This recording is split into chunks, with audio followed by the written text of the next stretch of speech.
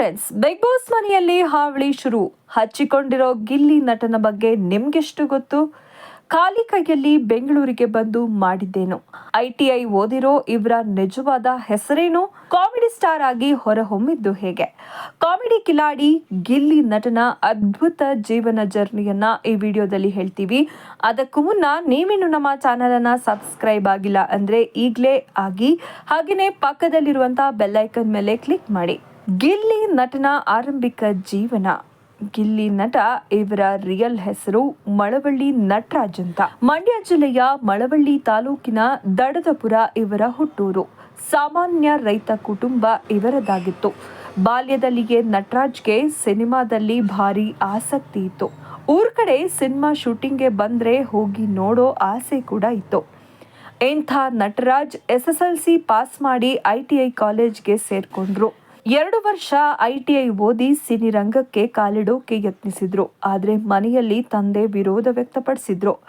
ITI ಓದಿದ್ದೀಯಾ, ಅದಕ್ಕೆ ತಕ್ಕಂತೆ ಯಾವ್ದಾದ್ರೂ ಕಂಪ್ನಿಗೆ ಕೆಲಸಕ್ಕೆ ಸೇರು, KEBಗೆ ಅಪ್ಲಿಕೇಶನ್ ಹಾಕು ಅಂತ ಹೇಳಿದ್ರು. ಆದ್ರೆ ಈಗಾಗಲೇ ಸಿನಿಮಾ ಕ್ಷೇತ್ರಕ್ಕೆ ಹೋಗ್ಲೇಬೇಕು ಅಂತ, ಡೈರೆಕ್ಟರ್ ಆಗ್ಬೇಕು ಅಂತ ದೃಢ ನಿರ್ಧಾರ ಮಾಡಿಯಾಗಿತ್ತು. ಈ ನಟರಾಜ್ ಮನೆಯಲ್ಲಿ ಸವಾಲು ಹಾಕಿ ಕೆಂಪು ಬಸ್ನ ಹತ್ಕೊಂಡು ಬೆಂಗಳೂರಿಗೆ ಬಂದೇ ಬಿಟ್ರು. ಅದು ಕೂಡ ಖಾಲಿ ಕೈಯಲ್ಲಿ.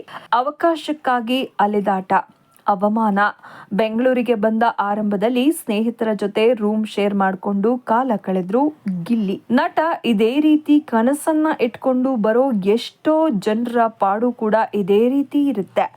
ಬೆಳಿಗ್ಗೆ ಇದ್ದು ಸಿನಿಮಾ ಶೂಟಿಂಗ್ ನೋಡೋಕೆ ಹೋಗೋದು, ರಾತ್ರಿ ಆದ ಕೂಡಲೇ ಮನೆಗೆ ಬರೋದು, ದುಡ್ಡಿದ್ರೆ ಊಟ, ಇಲ್ದಿದ್ರೆ ಅದು ಇಲ್ಲ. ಇಂತಹದ್ದೇ ಪರಿಸ್ಥಿತಿ ಮಳವಳ್ಳಿ ನಟರಾಜ್ಗೂ ಇತ್ತು.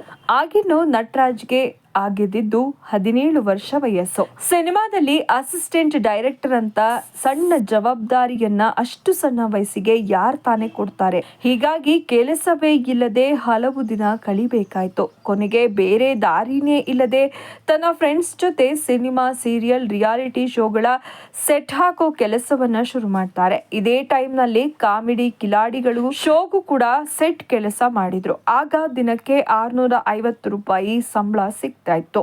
ಈ ನಡುವೆ ಒಂದು ಆಲ್ಬಮ್ ಸಾಂಗ್ ಮಾಡ್ತೀನಿ ಅಂತ ಟ್ರೈ ಮಾಡಿದ್ರು. ಅದು ಕೂಡ ಕಂಪ್ಲೀಟ್ ಆಗ್ಲಿಲ್ಲ. ಇದರ ನಡುವೆ ಒಂದೇ ಒಂದು ಸೀರಿಯಲ್ ನಲ್ಲಿ ಮೆಕ್ಯಾನಿಕ್ ಪಾತ್ರ ಮಾಡೋಕೆ ಅವಕಾಶ ಸಿಕ್ತು. ಇದರಿಂದ ಮನೆಯವರಿಗೂ ಕೂಡ ಮಗ ಏನೋ ಮಾಡ್ತಾ ಇದ್ದಾನೆ ಅನ್ನುವಂತಹ ಸಮಾಧಾನ ಅವರಿಗೂ ಕೂಡ ಆಯ್ತು. ಕಾಮಿಡಿ ವಿಡಿಯೋ ಬದಲಾಯಿತು. ಜೀವನ ಸಿನಿಮಾ ನಿರ್ದೇಶಕನಾಗಬೇಕು ಅಂತ ಬಂದಿದ್ದ ಮಳವಳ್ಳಿ ನಟರಾಜ್ಗೆ ಸೆಟ್ ಕೆಲಸ ಹೊಟ್ಟೆ ತುಂಬಿಸ್ತು. ಆದ್ರೆ ಮನಸ್ಸಿಗೆ ತೃಪ್ತಿ ಇರಲಿಲ್ಲ. ಹೀಗಾಗಿ ಏನಾದ್ರೂ ಮಾಡಲೇಬೇಕು ಅಂತ ಯೋಚಿಸಿದಾಗ ಶಾರ್ಟ್ ಮೂವಿಯನ್ನ ಮಾಡೋ ಯೋಚನೆ ಬಂತು. ಸ್ಕ್ರಿಪ್ಟ್ ಕೂಡ ರೆಡಿ ಮಾಡ್ಕೊಂಡ್ರು. ಆದ್ರೆ ಅದಕ್ಕೆ 2 ಲಕ್ಷ ರೂಪಾಯಿ ದುಡ್ಡು ಬೇಕಾಗುತ್ತೆ ಅಂತ ಗೊತ್ತಾದಾಗ ಐಡಿಯಾ ಕೈ ಬಿಟ್ರು. ಯಾಕಂದ್ರೆ ಅಷ್ಟು ದುಡ್ಡು ಮಳವಳ್ಳಿ ನಟರಾಜ್ ಬಳಿ ಇರಲಿಲ್ಲ. ಸ್ವಲ್ಪ ಟೈಮ್ ಆದ್ಮೇಲೆ ಫೇಸ್ಬುಕ್ ಲೈಫ್ ಸ್ಟೈಲ್ ನಲ್ಲಿ ಸಿಂಪಲ್ ಆಗಿ ಯಾಕೆ ಕಾಮಿಡಿ ವಿಡಿಯೋ ಮಾಡಬಾರ್ದು ಅನ್ನೋ ಯೋಚನೆ ಬಂತು. ಆಗ ಫ್ರೆಂಡ್ಸ್ ಎಲ್ಲ ಒಟ್ಟಾಗಿ ವಿಡಿಯೋ ಮಾಡೋಕೆ ರಿಹರ್ಸಲ್ ಮಾಡಿದ್ರು. ಆದರೆ ವಿಡಿಯೋ ಶೂಟ್ ಮಾಡೋ ದಿನ ಮೇನ್ ಕ್ಯಾರೆಕ್ಟರ್ ಮಾಡಬೇಕಿದ್ದ ಫ್ರೆಂಡ್ ಕೈ ಕೊಟ್ಬಿಟ್ಟ. ನಾನು ಆಕ್ಟಿಂಗ್ ಮಾಡಲ್ಲ ಅಂತ ಅಂದೇ ಬಿಟ್ಟ.